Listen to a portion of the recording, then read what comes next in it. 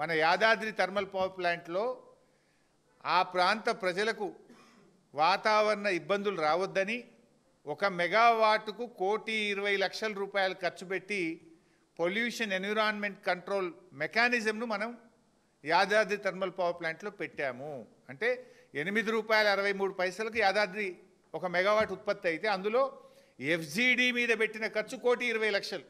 అది తీసేస్తే నిజంగా ఎంతకైనట్టు మనకు 7,40,00,000కే అయినట్టు.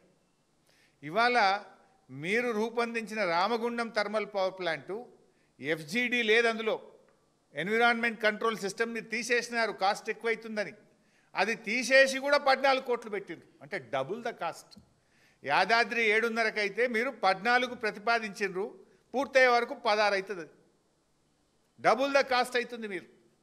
అంటే మీరు అర్థం చేసుకోండి, 800 మెగావాట్లకు ఈచ్ మెగావాట్కు 7 కోట్లు ఎక్కువ పెట్టిండ్రు. ఈచ్ మెగావాట్కి 7 కోట్లు అంటే 800 ఇంటూ 7 కోట్లు అంటే 5,600 కోట్ల స్కామ్.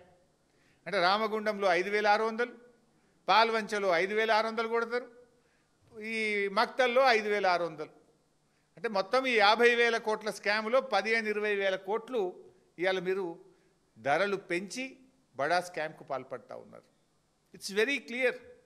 ఇప్పుడు ఇదే రాష్ట్రంలో యాదాద్రి మేము కట్టినాం కదా, ఇంకా యాదాద్రి అన్న గ్రీన్ ఫీల్డ్ ప్రాజెక్ట్. అక్కడ యాదాద్రిది ఏంది, భూమి మొత్తం మనమే కొన్నాం, అటవీ శాఖకు డబ్బులు కట్టినాం, నిరాశ్రయులకు R&R ప్యాకేజ్ ఇచ్చినాం, అక్కడ మొత్తం పవర్ లైన్స్ అన్ని కూడా కొత్తగా వేసుకున్నాం. అక్కడ ఎవ్రీథింగ్ న్యూ. రామగుండంలో అంతున్నది కదా, ఆల్రెడీ భూమి ఉన్నది, ఆల్రెడీ లైన్స్ ఉన్నాయి, అన్నీ ఉండేగా కూడా మరి ఇక్కడ 15 కోట్ల రూపాయలు 14 కోట్ల రూపాయలు పర్ మెగావాట్ ఎందుకు అవుతుంది? ఇదంతా కూడా ఒక స్కామ్. ఆనాడు బీఆర్ఎస్ ప్రభుత్వం ఎఫ్జీడీ కలిపి ల్యాండ్ ఎక్విజేషన్ చేసి గ్రీన్ ఫీల్డ్ ప్రాజెక్టును మేము కేవలం 8,63,00,000 పర్ మెగావాట్ చేసినాం. ఎఫ్జీడీ తీసేస్తే 7,40 పర్ మెగావాట్.